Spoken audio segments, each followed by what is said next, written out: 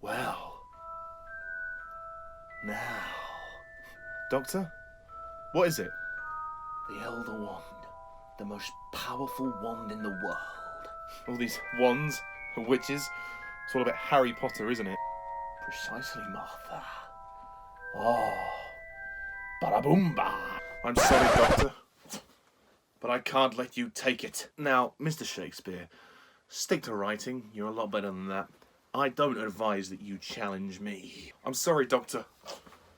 And Mr. Shakespeare, I can't let either of you take that wand. It belongs to me. What? Dolly Belly. I didn't know you were gonna betray me. Now, listen, there is a perfectly good way to handle this. Oh, what am I kidding?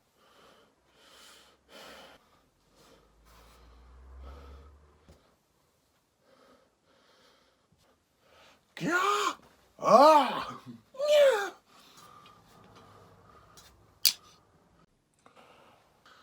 You bag of bones, I name you Martha Jones. Oh. We don't sell car brakes here, I name you William Shakespeare. Oh. Well, it was easier than expected. Bada-boomba.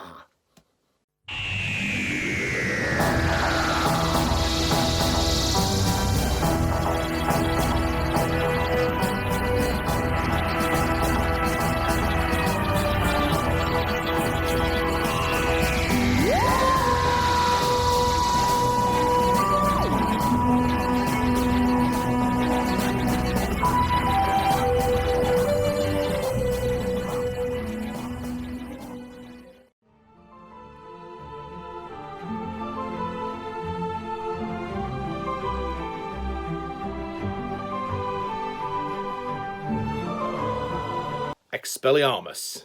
Good old JK. Hello everyone and welcome to my latest Doctor Who review, where today I review The Shakespeare Code, starring David Tennant as the 10th Doctor. So, The Shakespeare Code, this is the second episode of Series 3 of the new series, and the plot is as follows. As a reward for her help with the Plasmavore, Martha Jones gets a trip in the TARDIS. The Doctor takes her to 1599 England after viewing a performance of Shakespeare's latest play. The time travellers are beset by apparent sorcery.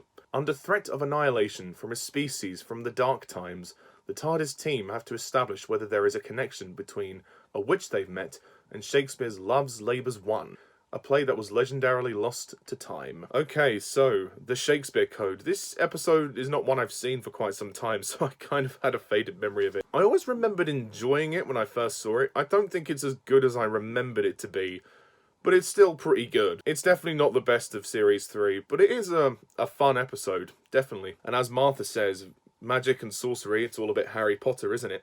And just this once, I actually kind of like the fantasy elements that work in this episode. There are constant references to Harry Potter here and there, but it's still entertaining with the idea of the three witches who are trying to use the words in the play to bring about their demons upon the Globe Theatre.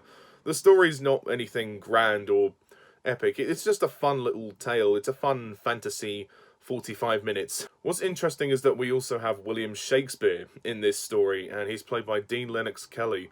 And Shakespeare's very good in this. I like the actor's performance very much, and interesting how he uses his words quite a lot. And obviously, he's probably arguably the most famous writer of all time. I mean, some of the plays he wrote were legendary. I even studied some of them in school. So this guy is a big deal. I mean, anybody who wants to become a writer should really look into William Shakespeare, because his use of words, his language are just so expressive. But as a character in this story, he's pretty good, and he gets involved with the Doctor and Martha, and he manages to work out that they're time travellers, which is kind of interesting. There is this constant thing about Shakespeare fancying Martha, though. I'm not sure if that needed to be the case. There are a couple of little potentially insensitive racist digs in there towards Martha, because obviously Martha's black. So you do have to watch those moments with a little pinch of salt and just appreciate that the time in which the episode is set was different. I'm not condoning what is said, but it's just something you have to kind of you have to kind of let it go, if you know what I mean. You can't let it get to you, if you know what I mean. I do think the episode has some pacing problems. There are quite a lot of slow sections, particularly in the first half. It does take a while to get going. There's kind of an unnecessary scene when the Doctor and Martha have to share a bed, and I think that's just kind of forced. I don't know why that was written in there. It was written by Gareth Roberts. I know there's this whole thing about Martha fancying the Doctor, but they don't have to keep teasing it. You know, they don't have to keep teasing, you know, the two of them in these intimate situations. It just felt like an unnecessary scene to the story, to be honest. It didn't work. And the climax is certainly big, and it's fun, and it's pretty entertaining with the visual effects and the demons coming into the Globe Theatre. It's a really, really good episode for spectacle in that sense. As I said, it does drag in quite a lot of areas, and it does take a while for things to kind of get going, but I do appreciate William Shakespeare. As I said, he's really good, and David Tennant is great as the Doctor. Very funny as always, and there's that funny moment when his heart stops working, and Martha has to resuscitate him, and then he goes bada-boom-ba. I like that. As for the villains, yeah, I mean, the witches are pretty good. They're pretty entertaining. They're deliciously over the top. And the prosthetics and makeup are very scary.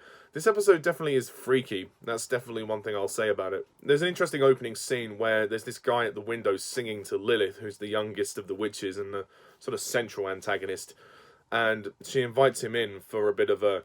But it turns out that he gets gobbled up by the witches, and yeah, it's pretty scary. I do feel like the other two witches don't get much to do. Like, Doomfinger and Bloodtide, they could have had much more to do in the episode. I mean, there is one of them that's, I think it's Doomfinger, who goes to that guy in the prison cell when the Doctor says, "I name thee Carrier Knight." So the villains are good, but they could have done more, I think, and there could have been much more tension to the episode. It builds up pretty well, and then it kind of slows down, and I did lose interest in a couple of scenes, to be honest. Freema Agyeman is great as Martha, and interesting to see how Martha is is getting used to the idea of travelling in time, and how she says all these things like, "Oh, you know, we could sell it, we can flog it," and then the Doctor's like, no, don't do that. It's certainly nice to see a different perspective on a first reaction, whereas it was a sort of a different reaction with Rose in The End of the World. And I think that her and David Tennant have a good chemistry on screen, and they work well as a pair, and he's like, "Oh, Martha Jones, I like you." There's definitely a good friendship building up there. And of course, he did promise her one trip, but it transpires that she will be staying for a bit longer than that. I also quite like the ending with Queen Elizabeth, though I can't remember why she's so annoyed with the Doctor. You know, why she says, "Oh, off with his head." Somebody will probably mention in the comments section about the Queen Elizabeth moment, but it is a pretty funny ending, I suppose, when the arrow gets shot into the TARDIS. I think the production design is outstanding. They've obviously recreated the 1500s in England very well, and it looks really true to life, I think. And obviously some of the CGI is a little bit noticeable, but yeah, it was 2007. Forgive it. And the Globe Theatre looks pretty damn impressive. I don't know if they shot in the actual Globe Theatre, but if they did, then great. If not, then it's very close to how it actually looks. I mean, I would imagine it would be very difficult to build a set for the Globe Theatre because, well, actually, then again, the Globe Theatre itself was burnt down and rebuilt. I think more than one occasion. Like I say, it's a solid episode, but there's nothing that really gets me like excited about it other than seeing William Shakespeare. So it is one of the weaker stories in this series, but I do enjoy it for what it is. Like, it's a nice sort of fantasy story with dealing with sorcery and witchcraft, and yeah, there's definitely some Harry Potter vibes going on here. The music by Murray Gold, it's an interesting one. The music here is it's good. I don't think it's its best, but it's a good piece of music for this story. I don't have a huge amount to say about it, so I think I'll just leave it with giving the Shakespeare Code. I'll give it a solid 8 out of 10.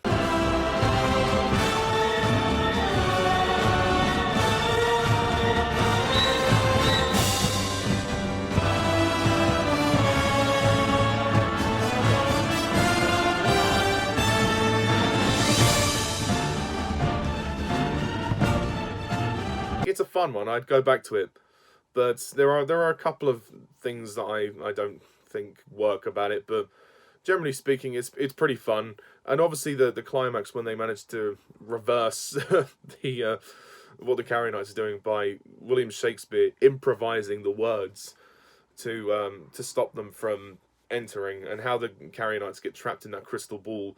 Maybe that was a bit rushed. Maybe they could have explained that a bit more. But you know what? It was fun. It was decent fun. Okay, so next time we move on to the third episode of Series 3, which sees the return of the Macra. Yes, after years, the Macra return in Gridlock.